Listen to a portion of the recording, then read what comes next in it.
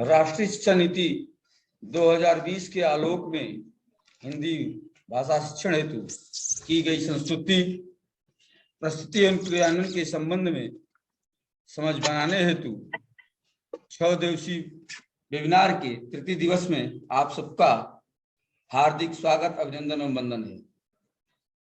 आज हम सभी लोग हिंदी भाषा शिक्षण की चुनौतियां एवं समाधान विषय पर चर्चा करेंगे कि हिंदी भाषा के शिक्षण में शिक्षकों के सामने कौन कौन सी चुनौतियां हैं और हम उन चुनौतियों से कैसे निपटे। इस बिंदु पे हमारे विशेषज्ञ अपना विचार व्यक्त करेंगे। उससे पहले मैं संस्थान की निदेशिका महोदया से साग्रह अनुरोध करता हूं कि आए और अपना विचार व्यक्त करें।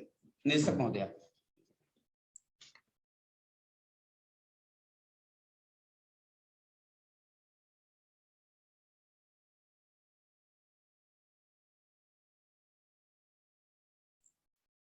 सभी को नमस्कार। राज्य हिंदी संस्थान उत्तर प्रदेश वाराणसी द्वारा आयोजित इस वेबिनार में आप सभी का स्वागत है। जैसा कि हम सभी अवगत हैं कि राष्ट्रीय शिक्षा नीति 2020 में जो भाषा शिक्षण को लेकर संस्तुतियां की गई हैं, उनके संबंध में समझ बनाने के लिए इस वेबिनार का आयोजन किया गया है, ताकि विद्यालय स्तर पर जब हम भाषा के पठन पाठन की बात करें तो हम सही तरीके से बच्चों के बीच में कार्य कर सकें और उनका अधिगम स्तर बेहतर बन सके। राष्ट्रीय शिक्षा नीति 2020 स्थानीय भाषा के प्रयोग के साथ साथ बुनियादी साक्षरता और संख्या ज्ञान पर भी जोर देती है। इसके लिए हमारे प्रदेश में निपुण भारत के अंतर्गत फाउंडेशनल लिटरेसी एंड न्यूमरेसी कार्यक्रम के अंतर्गत कार्य चल रहा है। आप सभी लोग अवगत होंगे और प्रशिक्षण भी इस पर आधारित ARP का हो चुका है। इसी श्रृंखला में आज हमारे बीच राज्य परियोजना कार्यालय से वरिष्ठ विशेषज्ञ श्री आनंद पांडे जी उपस्थित हैं और बहुत ही अल्प अवधि के अनुरोध पर सर ने यहाँ आना स्वीकार कर लिया, उसके लिए मैं उनका धन्यवाद करती हूँ। श्री आनंद पांडे जी माध्यमिक और बेसिक शिक्षा विभाग के कई महत्वपूर्ण पदों पर कार्य कर चुके हैं और वर्तमान में वरिष्ठ विशेषज्ञ के पद पर कार्यरत हैं तथा गुणवत्ता प्रकोष्ठ के इंचार्ज भी हैं। गुणवत्ता को लेकर जो प्रदेश में कार्यक्रम इस वक्त संचालित हैं, उन सब सर की देखरेख में चल रहे हैं। इस वक्त एक महत्वपूर्ण कार्यक्रम चल रहा है कक्षा 1 से 3 तक बुनियादी साक्षरता और संख्या ज्ञान को लेकर। मैं अब सर से ज्यादा समय ना लेते हुए श्री आनंद पांडे जी से अनुरोध करूंगी कि वो हमारे बीच आए और हमारे प्रतिभागियों के बीच में बुनियादी साक्षरता को लेके कुछ विचार रखें, ताकि हम सब छात्रों के बेहतर अधिगम के लिए और अच्छा कार्य कर सकें। श्री आनंद पांडे जी। नमस्कार मैडम, नमस्कार सभी शिक्षक साथीगण और इस वेबिनार से जुड़े हुए सारे सहयोगियों को आपको बहुत बहुत धन्यवाद मैडम, और सभी को मेरा नमस्कार। एक मैंने प्रेजेंटेशन आपसे शेयर किया है, अगर हो सके तो उसको हाँ बिल्कुल सर, मैं भी शेयर कर रही हूँ। 1 मिनट, तब तक आप बात कंटिन्यू कीजिए। जी जी। आप सभी वाकिफ हैं कि प्रदेश में हम लोगों ने सितंबर 2019 से ही मिशन प्रेरणा का एक अभियान शुरू किया था। फाउंडेशनल लिटरेसी न्यूमरेसी के दिशा में ये सबसे बड़ा विभाग का कार्यक्रम था और अभी भी उसी कार्यक्रम को निपुण भारत के रूप में अडॉप्ट कर लिया गया है। निपुण भारत मिशन का जो मिशन प्रेरणा का फेज 2 है, वो कंप्लीटली निपुण भारत मिशन ही है। वो इसलिए अलाइनमेंट कर लिया गया कि कोई भ्रम की स्थिति न रहे या हम लोग कोई नया कार्यक्रम लेके नहीं आए हैं। हम उसी कार्यक्रम की अगली कड़ी हैं, उसी को और स्ट्रक्चर्ड रूप में आपके साथ हैं। मिशन प्रेरणा पहली बार एक लक्ष्यपरक कार्यक्रम बनाया गया था, जिसमें कि इसी लक्ष्य पे कि भाषा और गणित ये दोनों हमारे जीवन की सफलता के लिए, हमारे शिक्षा की सफलता के लिए सबसे महत्वपूर्ण चीज है। भाषा सर्वोपरि है, भाषा ही नींव है हमारी किसी भी विषय पे समझ बनाने के लिए, आगे बढ़ने के लिए। आप इस स्लाइड्स के माध्यम से देखेंगे तो ये जो सीढ़ी है जो हमें आगे जाने के लिए एरो दिखा रही है, उसे ही मैं भाषा कहूंगा। हमारी शिक्षा के लिए, हमारी समझ के लिए, हमारे जीवन कौशल के लिए और कोई भी सफलता प्राप्त करने के लिए सर्वाधिक महत्वपूर्ण सीढ़ी जरूरत है हमारी भाषा की। और वो ऐसे समझिए कि अगर कोई आपकी सीढ़ी है और सही दीवार से ना लगी हो तो वो भी आपको पीछे करती है। तो एक सही सीढ़ी का होना और सही दीवार से होना, अगर आपको लक्ष्य पता है यहाँ जाना है, तो वो हमारी भाषा वह कार्य करती है। और जो भी बच्चे बुनियादी शिक्षा में पीछे रह जाते हैं, आप समझ लीजिए कि वो ट्रेन छूटने जैसा हो जाता है कि वो फिर पकड़ नहीं सकते उस रफ्तार को या जीवन में जो उन्हें कौशल हासिल करना है। आप सभी वाकिफ होंगे कि बच्चे का जो मस्तिष्क है वो 7-8 साल तक की अवस्था में 90% से अधिक विकसित हो चुका होता है। जो भी कुछ उसे समझ बनानी है, जीवन में हासिल करना है, ये शुरू का समय सबसे ज्यादा जोर देने का समय है।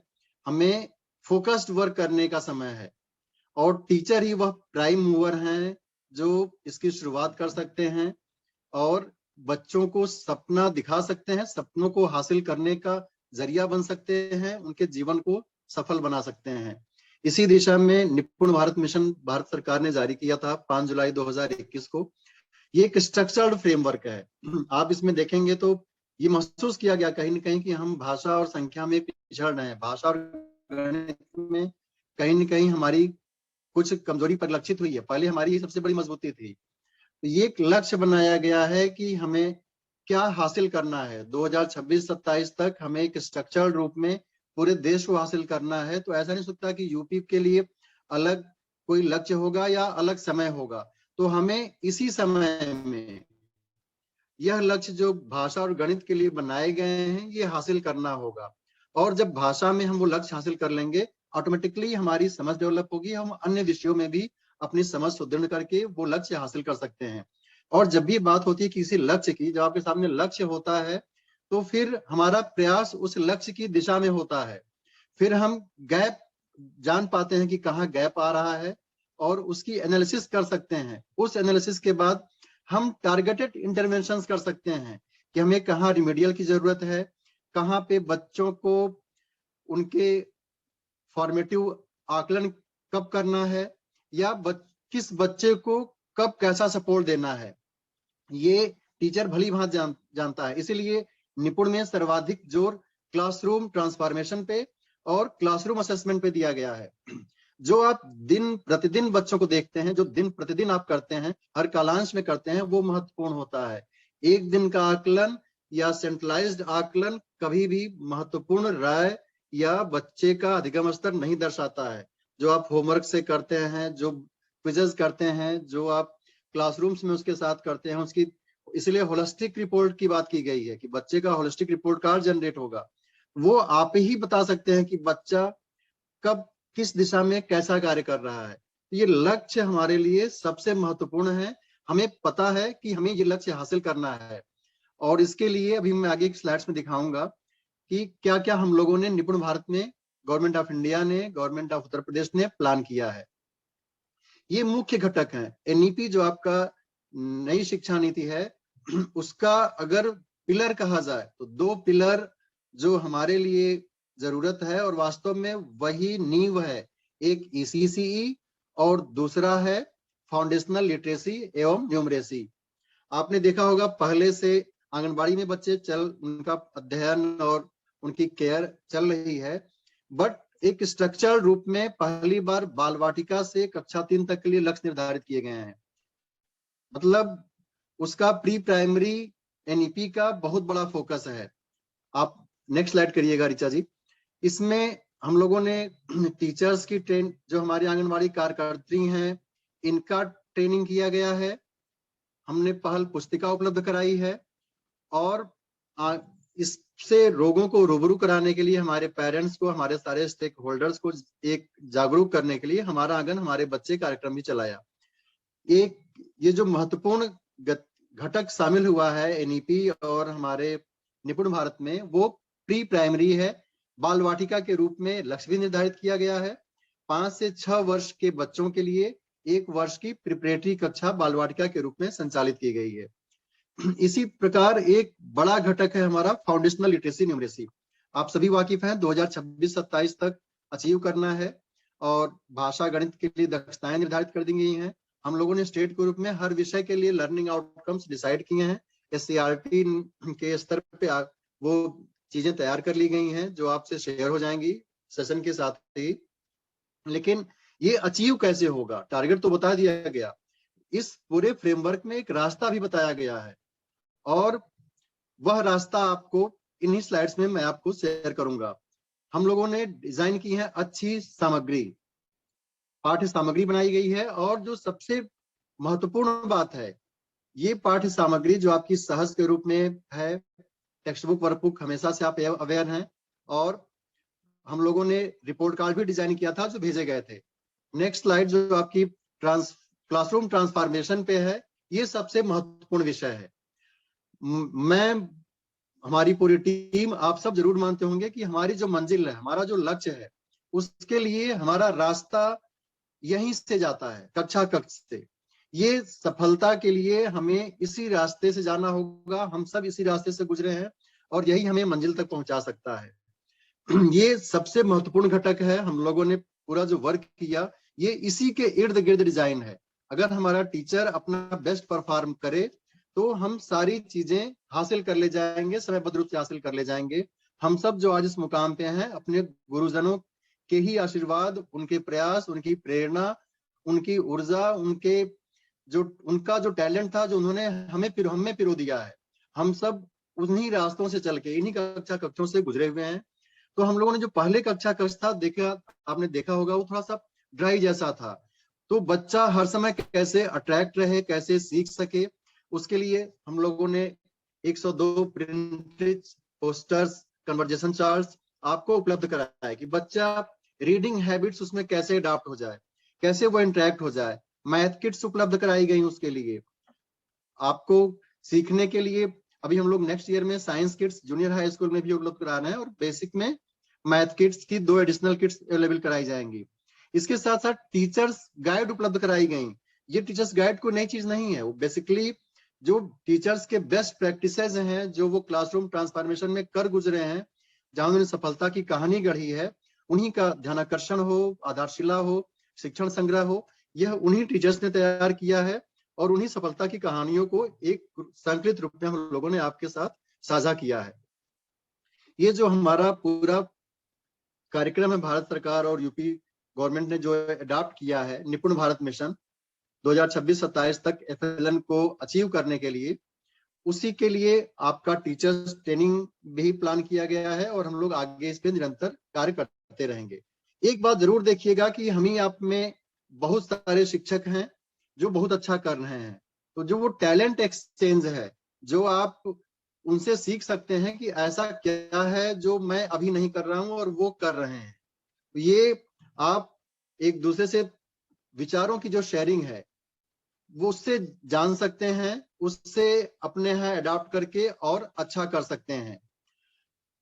नेक्स्ट स्लाइड आगे बढ़ाइएगा ऋचा जी। ये सपोर्टिव सुपरविजन आपके मिशन प्रेरणा में भी था और निपुण भारत में भी ये मेजर कंपोनेंट है। बेसिकली सपोर्टिव सुपरविजन कोई वन वे ट्रैफिक नहीं है और शिक्षा में ऐसा वन वे होता भी नहीं है। जो बेहतर टीचर्स कर रहे हैं या हमारे एकेडमिक रिसोर्स पर्संस या SRGs कर रहे हैं, ये भी एक टैलेंट एक्सचेंज है। आपने वहां पे अपने को डेमोन्स्ट्रेट किया, जो टीचर्स नहीं कर पा रहे हैं उनको करके दिखाया, या फिर बहुत जगह ऐसा होगा जो हमारे एकेडमिक टीम से भी अच्छा कर रहे हैं टीचर्स, तो उनसे सीख करके उनकी अच्छी प्रैक्टिसेस को हमारे अन्य स्कूल्स में, हमारे अन्य जनपदों में उन प्रैक्टिसेस को प्रकाश में लाना है और ये एक अच्छा रिश्ता बनाना है, एक ट्रस्ट बिल्डिंग का कार्य है।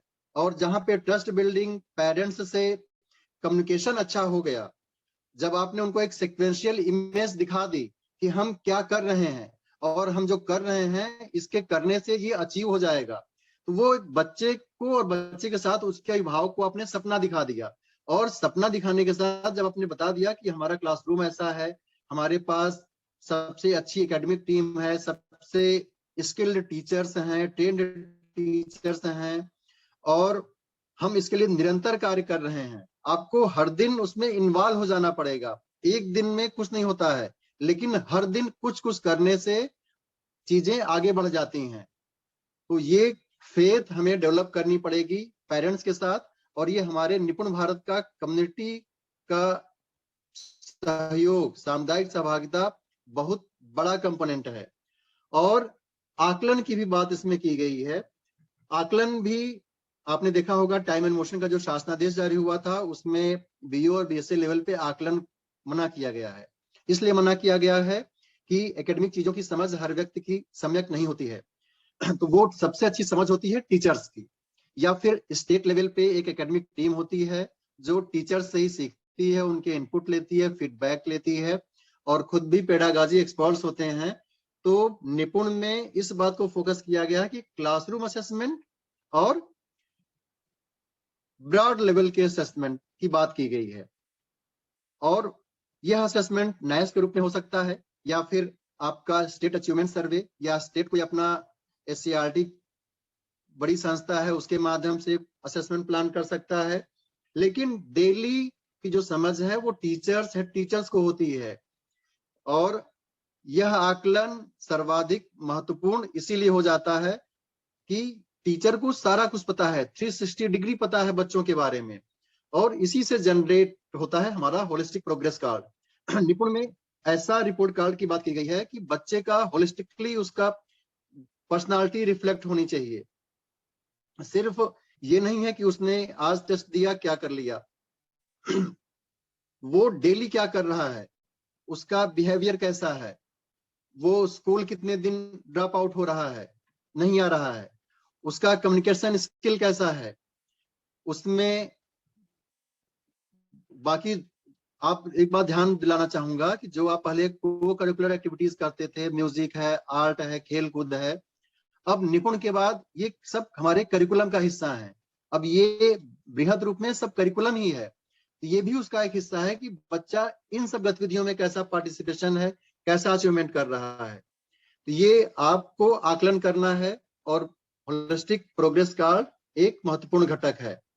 इसी के बारे में मैं आपको एक बात बताऊंगा कि ये जब आप ये करते हैं तो एक अच्छा इम्पैक्ट के लिए आप चाहें तो पेरेंट्स को एक पॉजिटिव नोट्स शेयर कर सकते हैं, बता सकते हैं कि बच्चा ऐसा कर रहा है। कभी भी जब आप मार्क करिए तो बच्चे की नेगेटिव चीजों को न मार्क करिए, मेरा अपना मानना है। आप शिक्षक हैं, जैसा रखें, उसमें ऐसा कुछ करिए कि ये अभी इसको ये अचीव करना बाकी है। निगेटिव कमेंट्स की जगह उसको पॉजिटिव टारगेट्स दीजिए कि ये अचीव करना है, यहाँ अच्छा कर रहा है बच्चा, इस एरिया में और अच्छे करने की जरूरत है।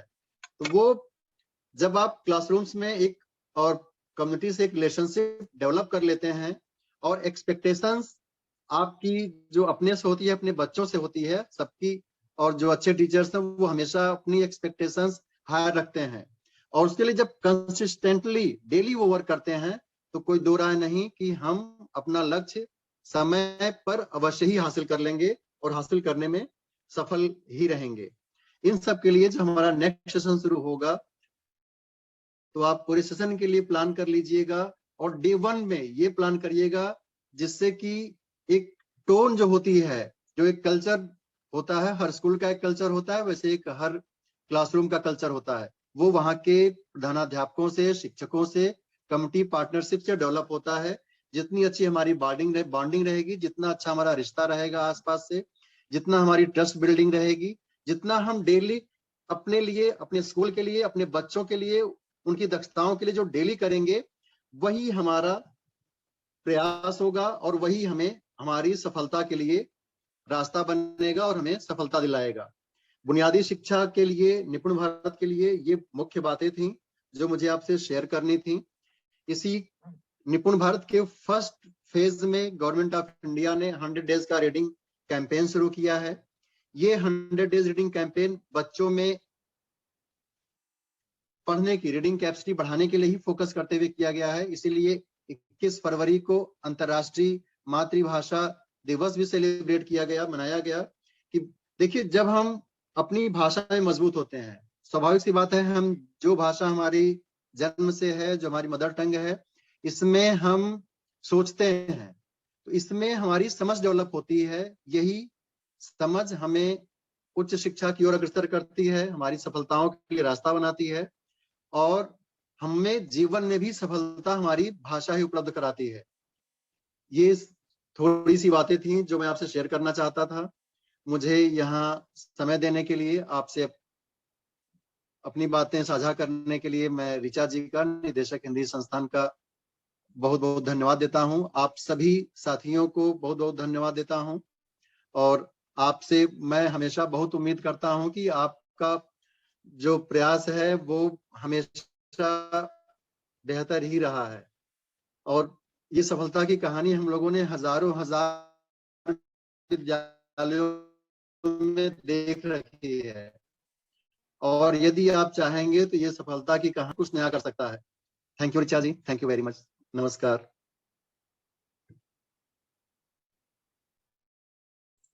धन्यवाद सर, आपका बहुत बहुत धन्यवाद कि आपने जो प्रस्तुतिकरण किया FLN का और 100 डेज रीडिंग कैंपेन का, ये निश्चय ही हम लोगों के लिए भी उपयोगी है और साथ ही जो हमारे जितने भी प्रतिभागी शिक्षक हैं या डाइट के संकाय सदस्य हैं सभी के लिए उपयोगी है और सबकी एक समझ आज विकसित अवश्य हुई होगी, स्पष्टता हुई होगी। यदि समझ पहले से होगी तो और अधिक स्पष्टता हुई होगी और मुझे लगता है कि हमारे शिक्षक साथी बेहतर तरीके से इसका क्रियान्वयन विद्यालय स्तर पर कर पाएंगे और पूरी कोशिश करेंगे कि ये कार्यक्रम अपनी संपूर्णता को प्राप्त करे। धन्यवाद सर आपके यहाँ आने के लिए। अब मैं कार्यक्रम के संचालक महोदय को आमंत्रित करूंगी कि वो आए और औपचारिक रूप से आज का सत्र प्रारंभ करें।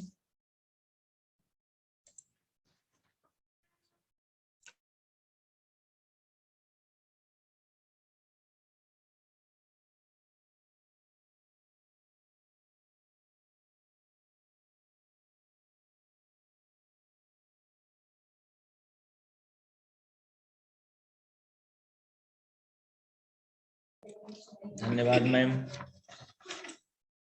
आज हम लोग महत्वपूर्ण सत्र जो राष्ट्रीय शिक्षा नीति 2020 के आलोक में भाषा शिक्षण के लिए की गई संस्तुतियों की समझ पर आधारित है, इस सत्र में आप सभी का स्वागत है। आज हमारे बीच एक लंबा अनुभव लिए हुए एक बहुत विदुषी, इन्होंने विगत 2 दशकों में उत्तर प्रदेश के प्राथमिक एवं उच्च प्राथमिक कक्षाओं के पाठ्यक्रम एवं पाठ्यक्रम पुस्तकों के नियोजन में अपना महत्वपूर्ण योगदान दिया है। आप प्रदेश ही नहीं, देश के अन्य राज्यों में भी और देश के अन्य शैक्षिक क्रियाकलापों में आप हमेशा योगदान देती रही हैं। आप कई राज्यों में आपने शिक्षकों का प्रशिक्षण दिया है और आपकी कई पुस्तकें भी प्रकाशित हैं। आज हमारे बीच उपस्थित हैं डॉक्टर शीला सिंह जी, जो इस विषय पर अपना मार्गदर्शन हम सबको प्रदान करेंगे। मैं निवेदन करता हूं डॉक्टर शीला सिंह जी से कि आप हम सबका मार्गदर्शन करें। आज का विषय अत्यंत महत्वपूर्ण है और इस क्षेत्र में आपने अनेक कार्य किए हैं जो भाषा शिक्षण की चुनौतियां हैं और उसके समाधान को लेकर के आज हमारे बीच उपस्थित हैं। धन्यवाद डॉक्टर शीला सिंह जी।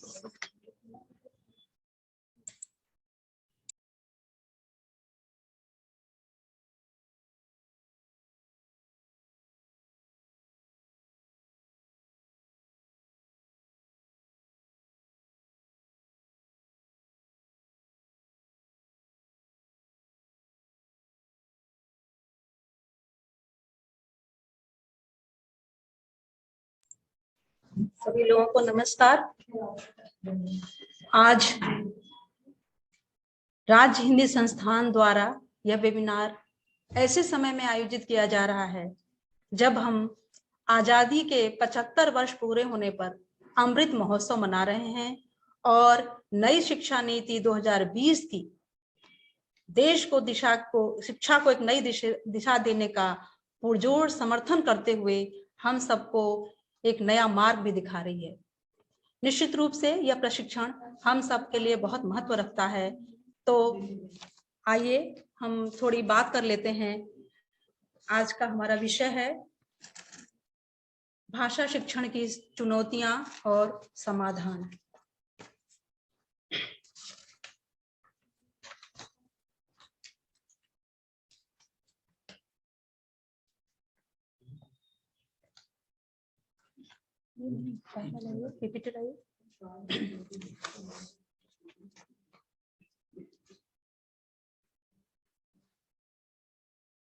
इस प्रशिक्षण में जो मुख्य बिंदु हैं जिन पे हम आज चर्चा करेंगे, वो भाषा पर थोड़ी बात होगी, भाषा शिक्षण पे बात होगी, और राष्ट्रीय शिक्षा नीति 2020 में भाषा शिक्षण की चुनौतियां क्या हैं उन पे हम बात करेंगे। साथ ही हम एक समाधान के लिए भी एक दृष्टि देखेंगे कि क्या हो सकता है उसका समाधान।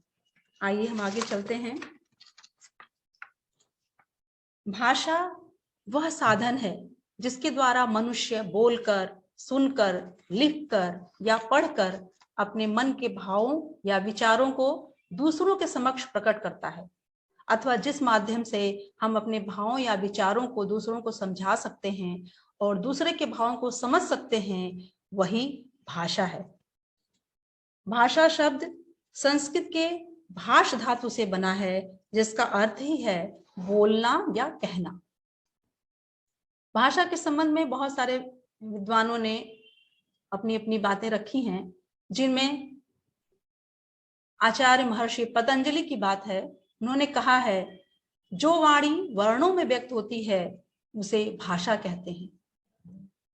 रामचंद्र वर्मा जी ने कहा है, भाषा मुख से उच्चरित शब्दों, वाक्यों का वह समूह है जिसके द्वारा मन की बात बताई जाती है। प्लेटो ने भी भाषा के संबंध में लिखते हुए कहा है कि विचार और भाषा में थोड़ा ही अंतर है। विचार आत्मा की मूक या अध्वन्यात्मक बातचीत है, और वही शब्द जब ध्वन्यात्मक होकर होठों पर से प्रकट होती है तो वह उसे भाषा की संज्ञा देते हैं। कुल मिला के हम देखें तो भाषा मुख से उच्चरित उस परंपरागत, सार्थक एवं व्यक्त ध्वनि संकेतों की समष्टि को कहते हैं, जिनकी सहायता से मनुष्य आपस में विचारों और भावों का आदान प्रदान करते हैं। भाषा की कुछ विशेषताएं जो प्रमुख रूप से हैं वो निम्नलिखित हैं। भाषा वैयक्तिक रूप से अर्जित होती है, अर्थात मनुष्य जब जन्म लेता है तो भाषा के साथ नहीं आता, अपने प्रयास से वह भाषा में कुशलता प्राप्त करता है। यह जरूर है कि समाज उसे इसमें प्रवीण होने के लिए एक माहौल प्रदान करता है। भाषा सामाजिक व्यवहार है। ये सच है कि परिवार, समाज, विद्यालय, इनमें रहते हुए बच्चा सहज रूप से भाषा को सीख लेता है। अगर किसी बच्चे को हम समाज से बाहर रख दें, कहीं अकेले में रख दें, तो वो कोई भाषा नहीं बोल पाएगा, वो एक तरह से गूंगा ही हो जाएगा। इसलिए भाषा जो है समाज से ही पनपती है, समाज में ही अपने विकास को पाती है। अगला है, भाषा परिवेश से प्रभावित होती है। स्थानीय परिवेश हमारी जीवन शैली को बहुत प्रभावित करते हैं। हमारे परिवेश में किसी शब्द के अनेक रूप हो सकते हैं। जैसे अगर हम ऐसे क्षेत्र में रहते हो जहां बारिश अलग अलग तरीके से होती हो, तो वहां पे बारिश के लिए रिमझिम, झमझम, मूसलाधार, झींसी, पत्थर पड़ना, बूंदें पड़ना, इस तरह के अनेक शब्द प्रचलित हो जाते हैं। तो परिवेश के हिसाब से शब्द संपदा में भी वृद्धि होती है और वो भाषा को प्रभावित करती है। अगला है, भाषा भावों के अनुसार अभिव्यक्त होती है। मन में जैसे भाव होते हैं, भाषा वैसे ही बाहर निकलती है। जब हम प्यार से कोई बात करते हैं तो वो अलग तरीके से निकलती है, जब क्रोध में होते हैं तो अलग तरीके से। जैसे कोई माँ अपने बेटे को बुलाती है, अगर प्यार से बुलाती है तो वो बहुत ही प्यार से बोलेगी, इधर आना। जब वो गुस्से में बोलेगी, इधर आओ, और जब दुख से बोलेगी, इधर आओ। इस तरह से भाषा भावों के अनुसार अभिव्यक्त होती है। भावों के अनुसार कभी कभी शब्द का अर्थ न समझ पाने पर भी हम उस भाषा के भाव को समझ लेते हैं। अगला है, भाषा ध्वनि और प्रतीकों की संरचना है। हर भाषा की संरचना की अलग अलग तरीके होते हैं। हिंदी भाषा की बात करें तो ध्वनि, प्रतीक यानी वर्णमाला, शब्द और वाक्य के द्वारा वाक्य संरचना होती है। इसके वाक्य में कर्ता, कर्म, क्रिया आदि होते हैं। क्रिया ही कर्ता और कर्म को बांधे रखती है। आगे चले तो हम देखते हैं कि भाषा में लगातार परिवर्तन होते रहते हैं। कोई भाषा ऐसी नहीं है जो हमेशा एक जैसी रहे। परिवर्तन होते रहते हैं, परिवर्धन होते रहते हैं और कभी कभी ह्रास भी होता है। भाषा एक नदी की तरह होती है। जैसे जब एक नदी चलती है, बहती है, तो वो अपने साथ उस मार्ग के जो भी चीजें होती हैं, चाहे वो पत्थर हो, घास, तिनके, फूस, जो भी चीजें हों, उनको अपने साथ समाहित करते हुए आगे लेके चलती है। वैसे ही भाषा का रूप है। भाषा भी समय के साथ आगे बढ़ती है और उस समय के साथ ही नए नए शब्दों को अपने में समाहित करती चलती है। ये भाषा की विशेषता है। अब हम बात करते हैं भाषा शिक्षण कैसे हो। भाषा शिक्षण के बारे में राष्ट्रीय शिक्षा नीति 2020 ने भी बहुत सुंदर बात कही है कि भारत की भाषा विश्व में सबसे अधिक वैज्ञानिक, सबसे सुंदर और सबसे अधिक व्यंजक भाषा है। इसमें जितने गद्य पद्य के विशाल भंडार हैं, अन्य भाषाओं में मुश्किल से मिलते हैं। तो हमारी भाषा बहुत ही महत्वपूर्ण है और उसका भाषा शिक्षण भी एक शिक्षक के लिए बहुत ही महत्व रखता है। भाषा शिक्षण एक प्रक्रिया है, या हम कह सकते हैं कि एक माध्यम है जिसकी सहायता से इस बात पर बल दिया जाता है कि बच्चे को किस प्रकार से पढ़ना लिखना सिखाया जाए, जिससे वह भाषा का प्रयोग समझ के साथ करना सीख सके। भाषा के उद्देश्य तो बहुत सारे हैं, लेकिन उन सभी उद्देश्यों को अगर हम समाहित करें तो मुख्य रूप से 3 उद्देश्य हमारे समक्ष आते हैं: भाव ग्रहण, भाव प्रकाशन और भाव सर्जन। अर्थात जो कुछ भी बच्चे को पढ़ाया जा रहा है, बताया जा रहा है, दिखाया जा रहा है, बच्चा उसको ग्रहण कर सके। दूसरा उद्देश्य है जो बच्चे ने ग्रहण कर लिया है उसको वो उसी रूप में प्रकट कर सके। और तीसरा है जो सबसे महत्वपूर्ण है, जो बच्चे ने ग्रहण कर लिया है, जिसको प्रकट कर ले रहा है, उसके अतिरिक्त अपनी तरफ से वो कुछ सोच सके, अपनी तरफ से भी कुछ नए विचार रख सके, कुछ नया रच सके, कुछ गढ़ सके, कुछ मौलिक सोच सके। यही हमारी भाषा का मुख्य उद्देश्य है। तो ये 3 हमारे मुख्य उद्देश्य हैं, जिनमें सबसे महत्वपूर्ण उद्देश्य हमारा तीसरा उद्देश्य है। और हम शिक्षक का कर्तव्य है कि हम ऊपर के दोनों उद्देश्यों की पूर्ति करते हुए तीसरे उद्देश्य के लिए भी लगातार प्रयत्नशील रहें। इसके लिए हमें बहुत अभ्यास की आवश्यकता होगी। इसको हम ऐसे समझ सकते हैं, भाषा के जो 4 कौशल हैं, सुनना, बोलना, पढ़ना और लिखना, उनमें भाव ग्रहण पक्ष में सुनना और पढ़ना आता है, जिसमें बच्चे को सुनने को मिलता है, कुछ पढ़ने को मिलता है, इसको वो ग्रहण करता है। ये उसका भाव ग्रहण का पक्ष है। दूसरा है भाव प्रकाशन पक्ष, जिसमें वो बोलना और लिखना, ये दोनों भाषाई कौशल सम्मिलित होते हैं। वो बोलकर और लिखकर अपने भावों को प्रकट कर पाता है। तीसरा जो सृजन की बात, जो हमने अभी बात की थी, भाव सर्जन की, वो सबसे प्रमुख भाषाई कौशल है, जो सुनना, बोलना, पढ़ना, लिखना, इन चारों के जब चारों दक्षताएं पूरी तरह से विकसित हो जाती हैं, तब हम बच्चे को उस योग्य बना पाते हैं कि वो कुछ मौलिक रचना कर सके, कुछ नया सर्जन कर सके।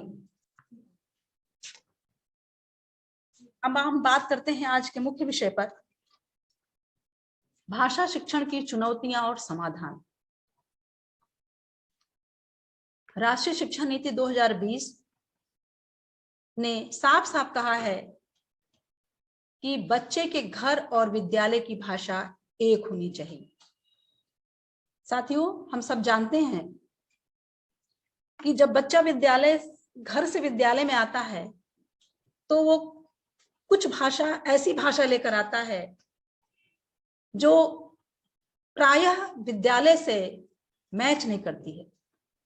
घर में माता पिता के साथ वो जो भाषा बोलता है, अचानक जब वो विद्यालय पहुंचता है तो उसको एक अलग तरह की भाषा सुनने को और देखने को मिलती है। कई बार बच्चा उस भाषा को समझ ही नहीं पाता। जब भाषा ही नहीं समझ पाता तो उस भाषा को ग्रहण कहां से कर पाएगा और प्रकाशन कहां से कर पाएगा। ये एक बहुत बड़ी चुनौती है और राष्ट्रीय शिक्षा नीति ने इस पर अपनी चिंता भी व्यक्त की है। राष्ट्रीय शिक्षा नीति में साफ साफ कहा गया है कि कक्षा 5 या 8 या और आगे तक भी शिक्षा का माध्यम भाषा ही हो, स्थानीय भाषा ही हो, ये हो तो और अच्छा है। शिक्षा नीति में कहा गया है कि कोई जरूरी नहीं है कि किसी भाषा को सिखाने के लिए उसे माध्यम ही बनाया जाए। भाषा तो किसी भी रूप में सीखी जा सकती है। अगर आपको अंग्रेजी सिखानी है तो आप अलग से अंग्रेजी भाषा सिखा सकते हैं। ऐसा नहीं है कि आप अंग्रेजी माध्यम बना दें तभी बच्चा पढ़ाई कर सकता है। उस विषय को पढ़ने के लिए माध्यम बनाना आवश्यक नहीं है। ये चुनौती प्रायः सभी शिक्षकों के समक्ष आती है। आजकल जो एक नया प्रचलन चल गया है अंग्रेजी माध्यम में डालने के लिए का बच्चों को, तो वहां तो ये स्थिति और भी ज्यादा खराब है, क्योंकि घर में बच्चा जो उसकी स्थानीय भाषा है वो हो सकता है भोजपुरी हो, अवधी हो, मागधी हो, कोई और हो, कोई क्षेत्रीय भाषा हो, लेकिन जब विद्यालय में आ रहा है तो उसको अंग्रेजी पढ़ना पड़ रहा है या शुद्ध हिंदी पढ़ना पड़ रहा है। शुद्ध हिंदी के शब्द भी बच्चा समझ नहीं पा रहा है। ये बड़ी चुनौती है। इसके समाधान के लिए राष्ट्रीय शिक्षा नीति में भी बात बताई गई है कि विद्यालय में स्थानीय भाषा का ज्ञान रखने वाले शिक्षकों की तैनाती की जाए। ये प्राय नहीं होता है, लेकिन इस पर ध्यान देने की जरूरत है कि वो शिक्षक जो उस विद्यालय में पढ़ा रहा हो कम से कम उस स्थान के जो आसपास की भाषा है जिसमें बच्चा बोल रहा है, जो बच्चे की बोली है, उसके शब्दों को जानता हो। यदि नहीं भी जानता है तो धीरे धीरे वो सीखे और बच्चों के साथ संवाद करे मातृभाषा में। पुस्तक की भाषा में, वो पुस्तक में जो भाषा लिखी है अगर वो भाषा बच्चे की भाषा नहीं है तो भी शिक्षक पढ़ाते समय जो संवाद हो वो बच्चे की घर की भाषा में हो। तो इस गैप को भरना बहुत जरूरी है। इस पूरा प्रयास होना चाहिए कि बच्चे को जो भाषा हो वो स्थानीय हो। खासकर प्राथमिक कक्षाओं में ये बहुत ही अनिवार्य है। अगला है जो चुनौती है हमारे विद्यालयों में शिक्षकों के समक्ष, वह है भाषा शिक्षण की विधियां। किस तरह की विधि अपनाएं कि भाषा शिक्षण प्रभावी हो। साथियों, अगर आपसे बात पूछी जाए कि आपकी दृष्टि में किस तरह की कक्षा अच्छी होगी, अगर आप कहीं निरीक्षण करने जा रहे हैं या किसी विद्यालय में जा रहे हैं तो किस विद्यालय को आप अच्छा कहेंगे?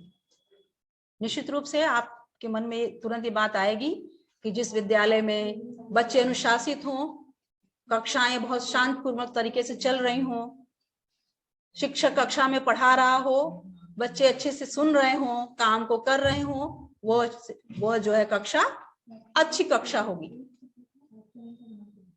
लेकिन जब हम भाषा शिक्षण के संदर्भ में देखते हैं तो ये बिल्कुल गलत है। जिस कक्षा में केवल शिक्षक बात कर रहा हो, बच्चे चुपचाप उस बात को सुन रहे हो, किसी को कुछ कहने का अवसर न हो, वह भाषा शिक्षण की कक्षा हो नहीं सकती। वहां हमें अपनी विधियों को बदलना होगा, हमें अपने तरीकों में लचीलापन लाना होगा। भाषा में अगर बच्चा शांत होकर चुपचाप बैठता है तो उसको कोई अवसर नहीं है कि वो कुछ सोच सके, कुछ चिंतन कर सके, कुछ बोल सके। भाषा की कक्षा ऐसी होनी चाहिए जिसमें बच्चे को पूरा अधिकार हो कि वो प्रश्न पूछे, आपस में चर्चा करे, बहस करे, शिक्षक से तर्क करे, आपस में तर्क करे, चिंतन करे, उसको बात करने की पूरी छूट हो, पूरी अभिव्यक्ति मिले उसको, तभी वो कक्षा भाषा की कक्षा हो सकती है। तो ये बहुत बड़ी चुनौती है कि शिक्षक भाषा की कक्षा में किस तरीके को अपनाए, क्योंकि भाषा एक विषय ही नहीं है, अपितु भाषा हर विषय को पढ़ाने का माध्यम है। इसलिए भाषा सुदृढ़ हो, भाषा पर पकड़ हो बच्चे की, बच्चा अपनी बात को बेझिझक कह सके, इसके लिए भाषा शिक्षक को ही काम करने की जरूरत है, तभी अन्य विषयों में भी वह बच्चा अच्छा काम कर सकेगा। तो इसके समाधान के रूप में आपको ही काम करना है। आपको इस तरह की परिस्थितियां देनी होंगी जिसमें बच्चा अपनी बात को कह सके, चिंतन कर सके, तर्क कर सके और खूब बोल सके, नई नई चीजें रच सके, गढ़ सके। इसके लिए एक समाधान जो हम देखते हैं, ठीक है, समाधान के रूप में शिक्षक को नए तरीके देखने होंगे, नए नए जो प्रशिक्षण में चीजें बताई जाती हैं उन पर बात करनी होगी, और लगातार अपनी शिक्षण प्रणाली को बदलते रहना होगा। कब किस तरह की आवश्यकता है, उस तरह की प्रणाली, उस तरह की विधि को उसे अपनाना होगा। अगली चुनौती है अवधारणात्मक समझ का विकास। नई शिक्षा नीति 2020 इस पर बहुत ज्यादा जोर दे रही है, क्योंकि हम देख भी रहे हैं, हमारा अनुभव भी ये है कि जो हमारी कक्षा में, जो किसी भी कक्षा में टॉपर बच्चा है, बीए भी कर ले रहा है, कभी कभी तो मास्टर डिग्री भी ले रहा है, फिर भी अगर उससे आप कहिए कि आप 4 पेज कुछ लिख के दे दीजिए, मौलिक कुछ लिख के दे दीजिए, तो बच्चा नहीं कर पा रहा। निबंध में परीक्षा में उसने 100 में 95 90 नंबर प्राप्त कर रखे हैं, लेकिन 4 पेज का निबंध वो अपने आप से नहीं लिख सकता। प्राथमिक कक्षाओं की तो बात छोड़िए, माध्यमिक कक्षाओं में भी, उच्च कक्षाओं में भी आज भी बच्चे निबंध के प्रश्न पत्र को, निबंध को याद करते हैं। यह कौशल हम विकसित नहीं कर पाए हैं कि वो किसी विषय पर अपनी तरफ से कुछ लिख सके, अर्थात उनकी अवधारणा का विकास अभी नहीं हो पाया है, समझ का विकास नहीं हो पाया है। इसके लिए ये एक बहुत बड़ी चुनौती है, और राष्ट्रीय शिक्षा नीति 2020 इसका समाधान भी प्रस्तुत करती है। साथियों, एक चीज हम जानते हैं कि अभिव्यक्ति तभी बहुत ज्यादा होती है जब अनुभूति हो। जितना ही बच्चे को हम अनुभव का अवसर देंगे, जितनी ही नई नई परिस्थितियों के बीच उसको हम ले जाएंगे, उतना ही ज्यादा उसमें चिंतन होगा, उन चीजों के बारे में वो सोचेगा, और जब जितना ही उस तरफ चिंतन करेगा, उसकी अभिव्यक्ति उतनी ही प्रभावी होगी। देखते हैं हम लोग प्रायः कि जो बच्चे अलग अलग परिस्थितियों में रहे होते हैं, अलग अलग अनुभवों को प्राप्त किए होते हैं, अलग अलग क्षेत्रों पे पढ़ाई किए होते हैं, अलग अलग जगहों पे गए होते हैं, कई तरह की परिस्थितियों का सामना वो किए होते हैं, उनकी अभिव्यक्ति प्रायः अच्छी होती है।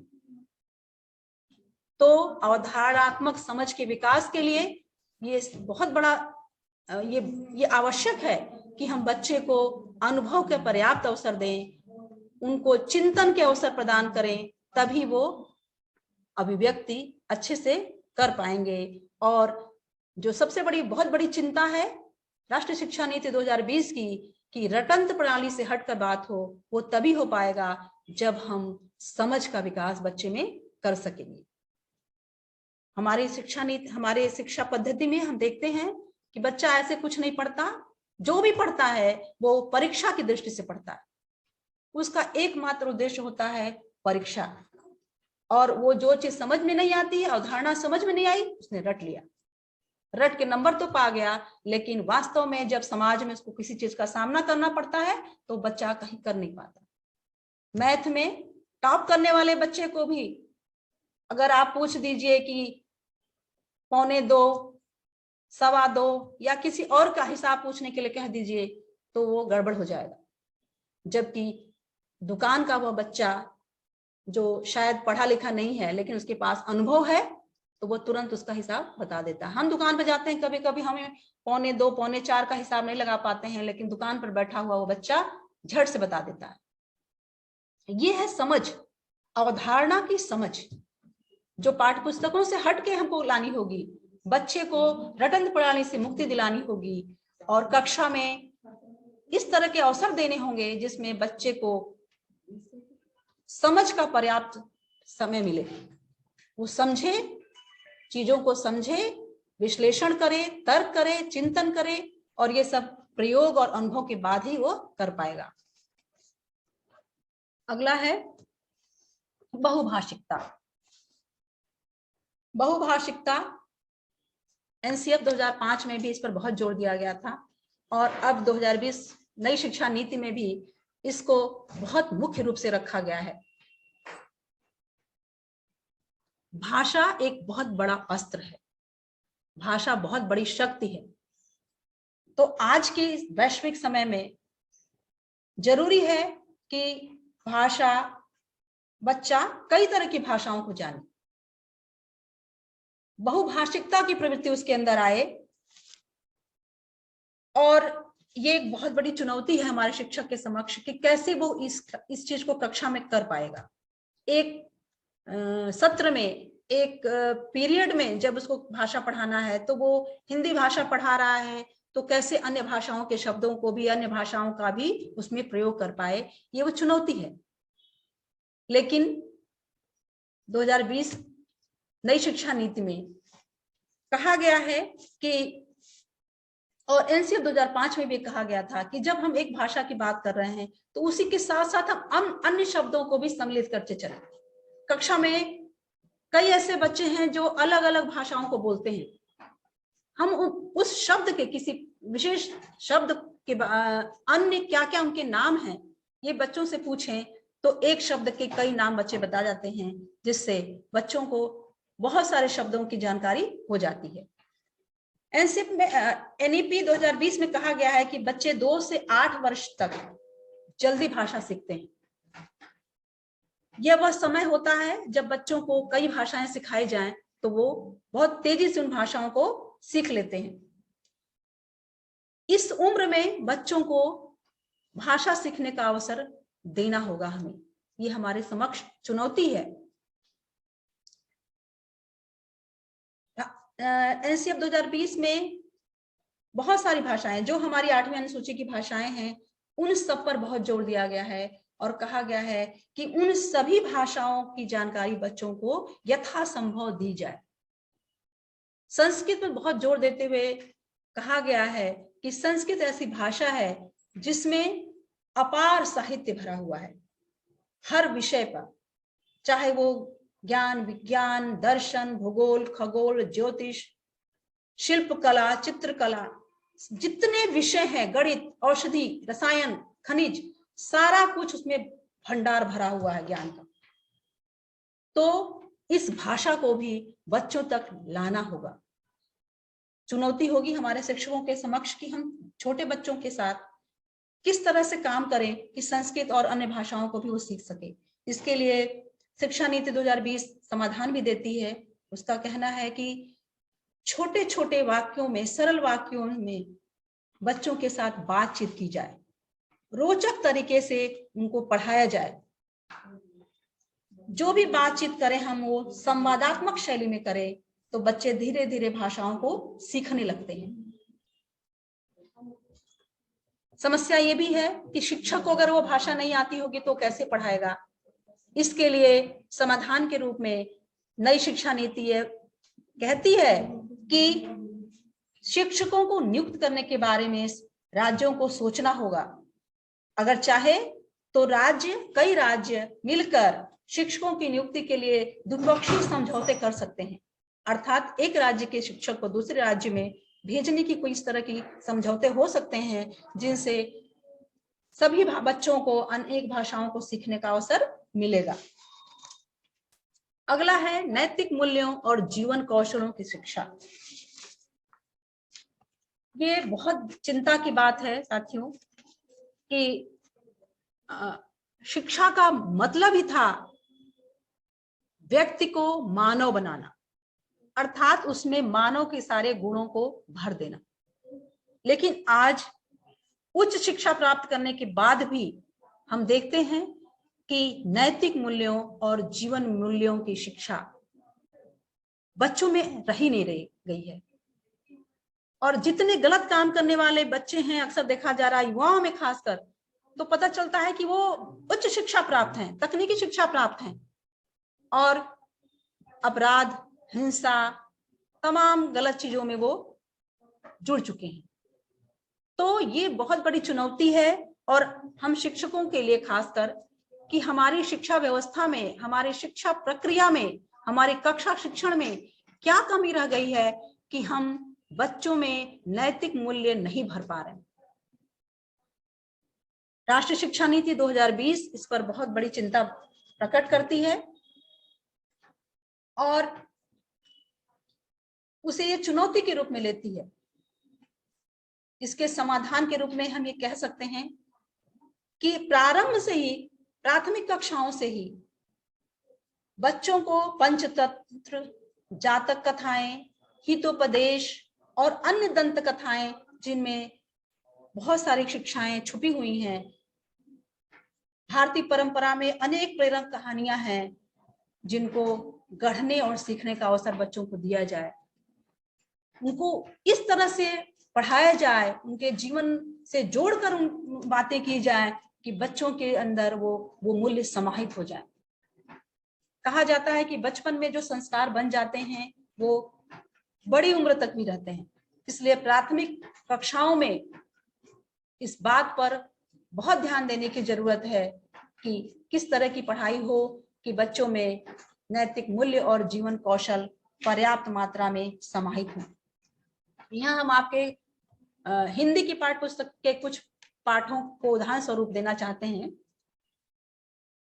आप जूनियर की कक्षा में एक पाठ है, जंगल कहानी है। आप उस पाठ को पढ़ाते समय जहां भी संवेदनशील पंक्तियां आई हैं, जहां भी संवेदनशील भाव आए हैं, उनको उभारें। बच्चों में जानवरों के प्रति प्रेम की बात उस पाठ में कही गई है। अगर आप संवेदनशील तरीके से उस पाठ को पढ़ाते हैं तो निश्चित रूप से बच्चों में पशुओं के प्रति प्रेम वाली भावना उत्पन्न होगी। शाप मुक्त एक पाठ है जिसमें कहानी है, जिसमें कि एक बच्चा जिसको जानकारी नहीं होती है, वो कुत्ते के छोटे बच्चे के आंख में आग का दूध जो जहरीला होता है वो आंख में डाल देता है कुत्ते के बच्चे की, और कुत्ते के बच्चे की आंख की रोशनी चली जाती है। थोड़ी देर बाद वो सड़क पर जाता है या एक एक्सीडेंट हो जाता है, वो कुत्ते का बच्चा मर जाता है। इस घटना ने उस बच्चे को कितना झकझोरा, कितना उसको पश्चाताप दिया कि वो बच्चा बड़ा होकर एक डॉक्टर बनता है और नेत्र चिकित्सक ही बनता है। इस तरह की चीजें आप बच्चों में उसको पढ़ाएं, समझाएं, संवेदना भरें उनमें। तो इस तरह के जब नैतिक मूल्य बच्चों में भरे जाएंगे, दया, प्रेम, संवेदनशीलता, परोपकार, प्राणियों के प्रति दया, तो बचपन से जब हम अपनी पाठों को लेकर काम करेंगे तो बड़े होने पर ये समस्या नहीं आएगी। जीवन कौशल हर पाठ में समाहित है। बाढ़ में फंसी सीमा एक ऐसी बच्ची की कहानी है जो बाढ़ में फंसने के बाद अकेले अपने घर में है और किस तरह से वो उस आपदा से अपने और अपने परिवार की रक्षा करती है। तो इस तरह के पाठ आप पढ़ाएं बच्चों को। जब पढ़ाएं तो उस बात पर आपका फोकस होना चाहिए। ईदगाह का पाठ आप जब पढ़ा रहे हैं तो आप उस बच्चे के मन में भावना कैसे आई, क्यों आई, इस तरह की संवेदना पैदा करें, तभी हम नैतिक मूल्यों और जीवन कौशलों की शिक्षा बच्चों में पूरी तरह से दे पाएंगे और हम समाज में जो एक बहुत बड़ी चिंता उस समय व्याप्त है, इससे हम मुक्त कर पाएंगे। तो ये हमारा बहुत बड़ा दायित्व है और बहुत बड़ी चुनौती है। इसका समाधान भी हम शिक्षकों के ही पास है। अगला है विभिन्न शिक्षा नीतियों में दी गई भाषा की अनुशंसा और नवाचार। प्रायः ही देखा जाता है कि सरकार की तरफ से, राज्यों की तरफ से, संस्थाओं की तरफ से बहुत सारी शिक्षा नीतियां या शिक्षकों की सहायता के लिए बहुत सारी सामग्री बनती है, लेकिन शिक्षक तक वो नहीं पहुंच पाती। कक्षा शिक्षक तक, जो कक्षा में पढ़ा रहा है शिक्षक, उस तक ये चीजें नहीं पहुंच पाती। बहुत सारे नवाचार होते रहते हैं। हम शिक्षकों में से ही कई लोगों ने बहुत अच्छे अच्छे नवाचार किए हैं। शिक्षा नीतियों में भाषा के बारे में बहुत अच्छी अच्छी बातें की गई हैं, बिल्कुल पारदर्शी तरीके से बातें की गई हैं कि हम जो हमारे लिए बहुत ही सहयोग वाली देने वाली हो सकती हैं, जिन्हें हम अपनी कक्षा में उतार सकते हैं, लेकिन जानकारी नहीं होने के कारण हम इन तक नहीं पहुंच पाते और बच्चों को इनका लाभ नहीं मिल पाता। तो आपको कुछ वेबसाइट दे दी जाएंगी। हिंदी राज्य हिंदी संस्थान ने भी बहुत सारा काम इसमें किया है, बहुत सारे नवाचार भी किए हैं। आप चाहें तो यहाँ के से प्राप्त कर सकते हैं आकर, या किसी तरह से प्रशिक्षण मॉड्यूल बहुत सारे यहाँ बने हैं। निश्चित रूप से आप इनको जानकर जो भी आपको शिक्षण में कठिनाई उत्पन्न हो रही है, उसके समाधान को आप कर सकते हैं, उसका समाधान आप आसानी से कर सकते हैं। अगली चुनौती है बाल साहित्य और पूरक सामग्री का अभाव। कभी कभी हम शिक्षक प्रयास करते हैं कि हम बच्चों को बहुत सारी चीजें दें, ऐसा नहीं कि हम करना नहीं चाहते, पर कई बार हमारे पास कोई सामग्री नहीं होती है या हमें इसकी जानकारी नहीं होती है कि हम सामग्री बनाएं कैसे। बाल साहित्य नहीं होता कि हम बच्चों तक कैसे उनको पहुंचाएं कि बच्चों में भाषा के प्रति रुचि उत्पन्न हो। इसके लिए राष्ट्रीय शिक्षा, ऐसे तो बहुत सारे संस्थाएं लगी हुई हैं इसमें, बहुत एनजीओ भी बहुत सारे काम कर रहे हैं बाल साहित्य को स्कूलों तक पहुंचाने के लिए, किंतु राष्ट्रीय शिक्षा नीति ने भी इस बारे में एक बहुत बड़ी पहल की है। उन्होंने डिजिटल पुस्तकालय स्थापित करने के लिए संस्तुति दी है, गांव में स्कूल लाइब्रेरी खोलने की बात कही है और इस बात पर विशेष जोर दिया है कि सभी भारतीय और स्थानीय भाषाओं में दिलचस्प और प्रेरणादायक साहित्य की उपलब्धता सुनिश्चित की जाए। तो अगर ये हमारे तक आ जाता है तो निश्चित रूप से हम इस साहित्य को इस बच्चों तक हम पहुंचा सकते हैं। अगला है उच्च शिक्षा में हिंदी भाषा में पाठ्य पुस्तकों का न होना।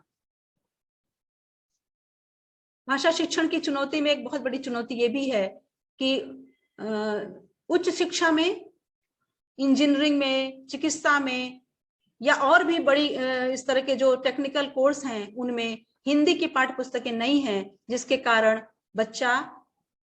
छात्र हिंदी से विमुख होते जाते हैं और अंग्रेजी की तरफ बढ़ते जाते हैं। तो ये बहुत बड़ी चुनौती है। इसके लिए राष्ट्रीय शिक्षा नीति 2020 में इस बात पे जोर दिया गया है कि इन पाठ्य पुस्तकों का हिंदी में अनुवाद कराया जाए और यथासंभव प्रयास किया जाए कि तकनीकी के क्षेत्र में हिंदी में पाठ्य पुस्तकें लिखी जाएं। और ये हो भी रहा है, बहुत सारे विषयों में पाठ्य पुस्तक लिखी जा रही है, तकनीकी पाठ्य पुस्तकें लिखी जा रही हैं हिंदी भाषा में। अगला है व्याकरण और वर्तनी की जानकारी का न होना। भाषा शिक्षण की चुनौतियों में बहुत बड़ी चुनौती यह है कि बच्चों को व्याकरण, वर्तनी और उच्चारण इत्यादि की जानकारी नहीं है। कारण इसका यही है कि भाषा के जो दो पक्ष हैं, लिखित और यांत्रिक, जो यांत्रिक पक्ष है,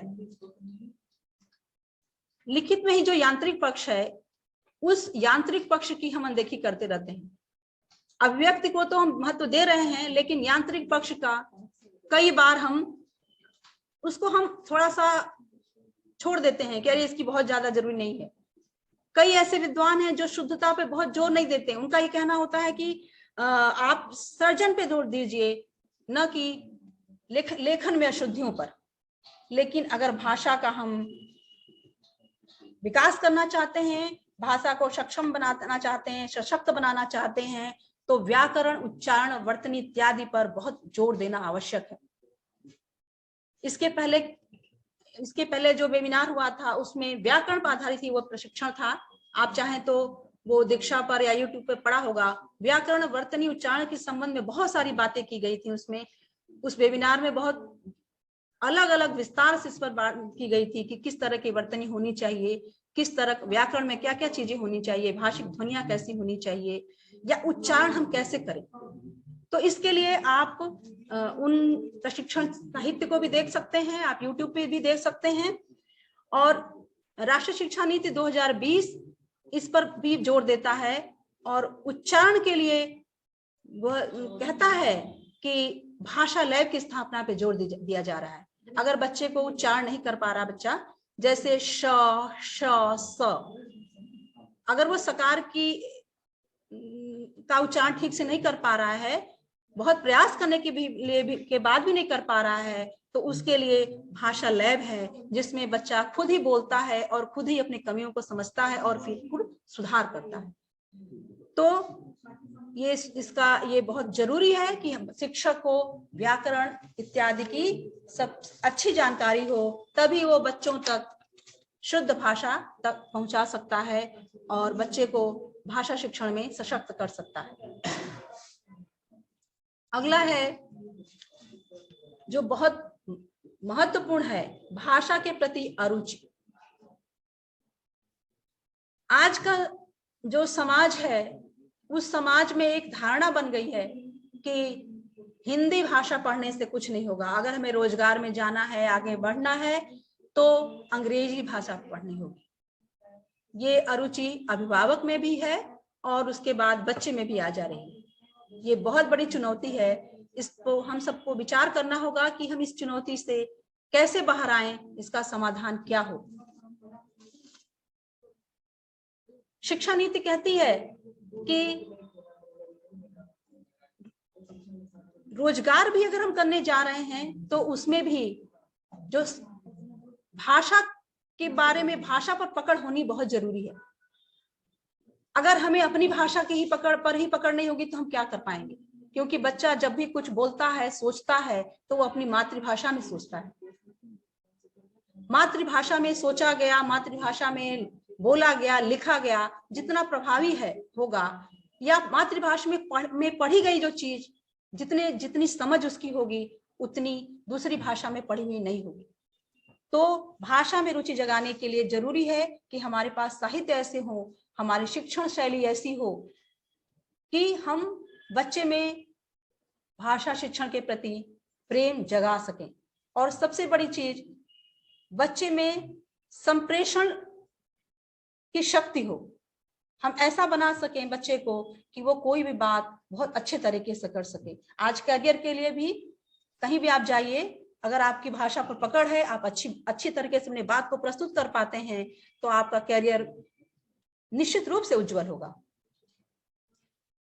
भाषा में और रोचकता लाने के लिए कला समन्वित शिक्षा की बात की जाती है।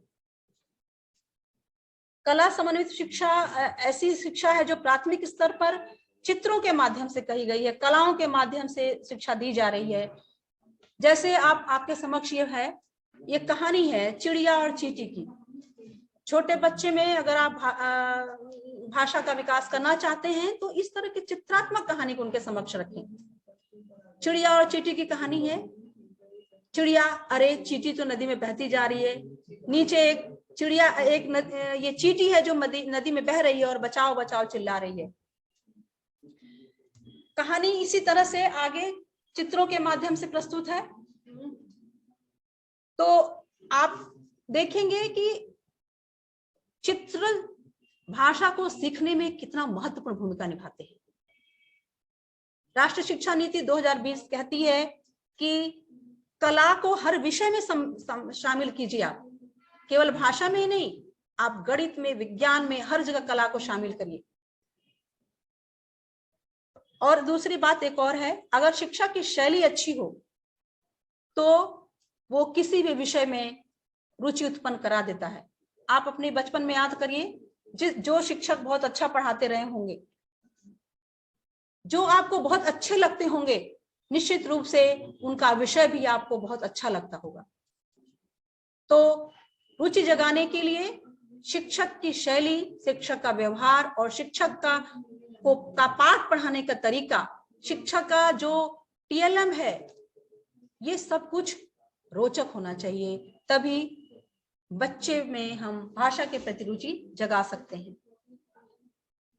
अगला, ये एक भाषा किट है जो राज्य हिंदी संस्थान ने तैयार किया था।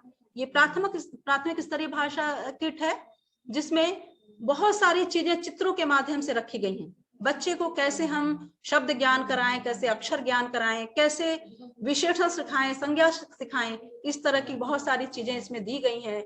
जैसे ये एक आपके सामने जो ये खुला हुआ है, इसमें शब्दों से सार्थक वाक्य या मुहावरा बनाने की बात कही गई है और चित्रों के माध्यम से ही आगे इसमें बच्चों को काम करने के अवसर दिए गए हैं। तो ये कला समन्वित शिक्षा में एक सार्थक भूमिका निभाते हैं इस तरह के चित्र, जो नई शिक्षा नीति 2020 की बहुत बड़ी मंशा है कि विद्यालयों में ये चीज होना चाहिए। अगला है भारतीय संस्कृति की जड़ों और गौरव के प्रति प्रेम। ये एक बड़ी चुनौती है कि कैसे हम अपने बच्चों में, छात्रों में अपनी संस्कृति के प्रति प्रेम और गौरव भर सके। इसके लिए राष्ट्रीय शिक्षा नीति बहुत सारे तरीके अपना बताती है। भारतीय संस्कृति में जो साहित्य है, उस साहित्य में जो कहानियां हैं, कविताएं हैं, जो कुछ भी रोचक चीजें हैं, उनको उनके समक्ष लाना, महापुरुषों की कहानियों को बच्चों के समक्ष रखना, अपने देश के, जो हमारा देश प्राचीन गुरु, पूरे विश्व का गुरु कहा जाता था, उसकी तरह तरह की उदाहरण देना, इस तरह की बातें जब कक्षा में की जाएंगी तो बच्चों का अपने देश के प्रति प्रेम जागृत होगा। जैसे व्याकरण के लिए हम एक चीज बच्चों को समझा सकते हैं, बता सकते हैं कि जब हम व्याकरण पढ़ा रहे हो तो हम ये देखते हैं कि संस्कृत में प्रथम पुरुष में वह होता है, अन्य पुरुष वह, मध्यम पुरुष तुम होता है और उत्तम पुरुष मैं। अर्थात जब हम कहीं बात करते हैं तो वहां सबसे पहले हम बात करेंगे जो नहीं है उसकी। जैसे अगर हमारे पास कुछ फल रखे हुए हों तो हम सबसे पहले जो नहीं है उसके लिए रखते हैं, फिर जो सामने है उसके लिए रखते हैं और लास्ट में हम अपने लिए रखते हैं। ये है हमारी संस्कृति, जो हमारे भाषा में, व्याकरण में हर जगह व्याप्त है। जबकि अंग्रेजी में इसका उल्टा है। अंग्रेजी में फर्स्ट पर्सन में आई और वी को रखा जाता है। पहले मैं खा लूं, हम लोग खा लें, उसके बाद यू, तुम खाओ, और जब कुछ बचेगा तो जो तीसरा आएगा उसको दिया जाएगा। मैं एक बिल्कुल आपको अनौपचारिक तरीके से बात बता रही हूं कि भाषा हर तरीके से, भाषा और व्याकरण और जो भी संस्कृति है, वो अपने देश की चीजों को कहीं न कहीं से प्रकट करती रहती है। ये एक बहुत बड़ा उदाहरण है अपनी संस्कृति को बताने का, अपनी संस्कृति की उस बात को बताने का कि हम स्वार्थ के बारे में नहीं सोचते हैं, परार्थ के बारे में सोचते हैं, वसुधैव कुटुंबकम की बात करते हैं। तो इस तरह के और भी बहुत सारे उदाहरण शिक्षक के पास होंगे जो ढूंढ सकते हैं आप कहीं से और बच्चों के समक्ष रख सकते हैं।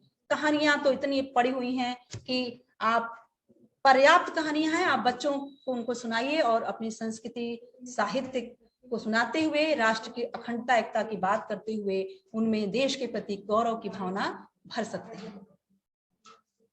अगला है मूल्यांकन का तरीका।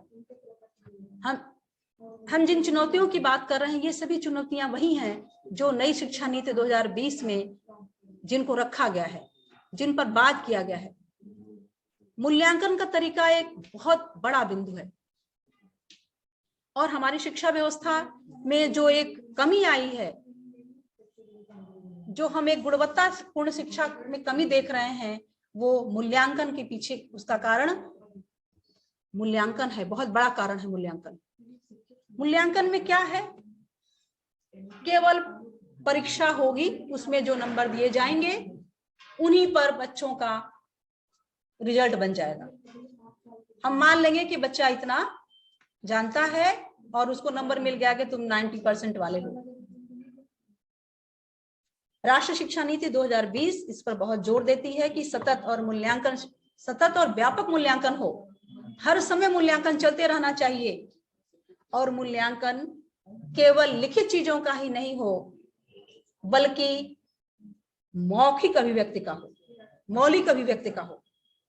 लिखित और मौखिक दोनों में ही मौलिकता होनी चाहिए।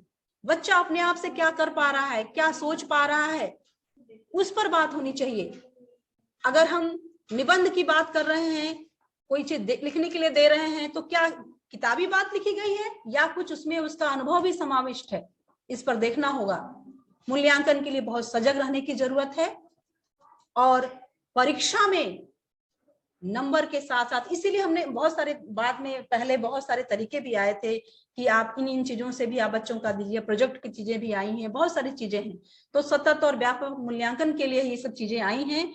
मूल्यांकन में आप सबसे महत्वपूर्ण बात यह है कि भाषा के मूल्यांकन में खास करके बच्चे में जो हम 3 उद्देश्यों की बात कर रहे थे, ग्रहण, प्रकाशन और सर्जन की, तो ग्रहण प्रकाशन के बाद बच्चा सर्जन कितना कर पा रहा है, कितनी मौलिक अभिव्यक्ति कर पा रहा है, कितना मौलिक सृजन कर पा रहा है, इस पर भी मूल्यांकन हमारा टिका होना चाहिए। ये बहुत ही आवश्यक है।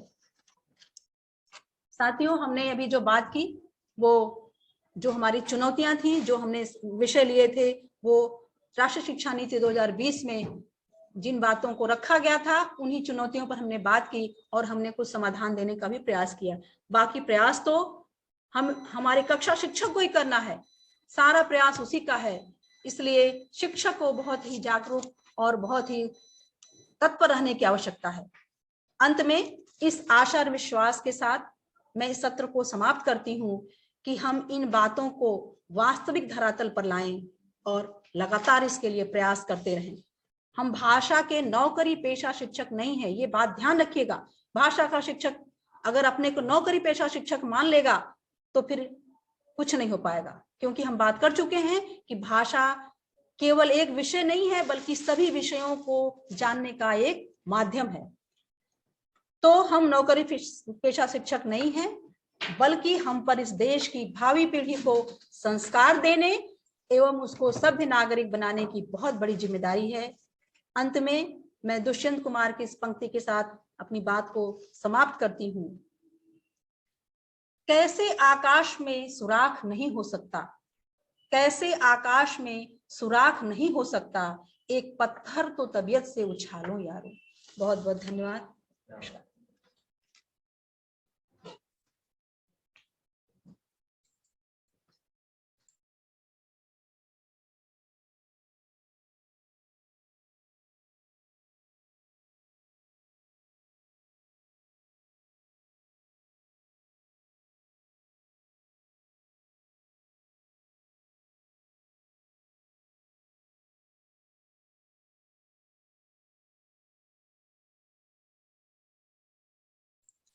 धन्यवाद मैम।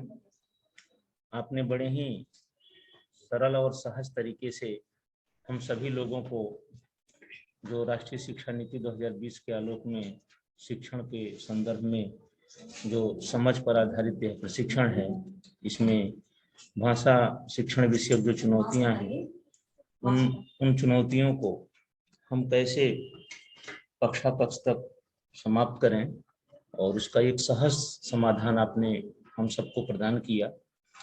हम लोग विश्वास दिलाते हैं कि कक्षा कक्ष तक हम लोग इस चीज को ले जाएंगे और निश्चित रूप से अब कोई चुनौतियां हम लोगों के सामने नहीं रहेंगी।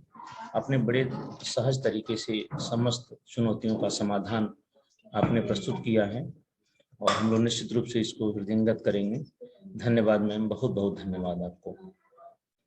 साथियों, आज का सत्र हम लोग यहीं पूर्ण करते हैं और जिस उत्साह और रुचि के साथ हम लोगों ने इस प्रशिक्षण में, इस वेबिनार में हम लोगों ने प्रतिभाग किया है, कल का अत्यंत रोचक विषय होने वाला है। कल हम लोग इसी तरह से समय पर उपस्थित होकर के हम लोग विशिष्ट वक्तव्य को सुनेंगे और अपना जो एक समझ है बनाएंगे। धन्यवाद। तब तक के लिए सभी को धन्यवाद। साथियों, पुनः कल हम लोग मिलते हैं। तब तक के लिए धन्यवाद।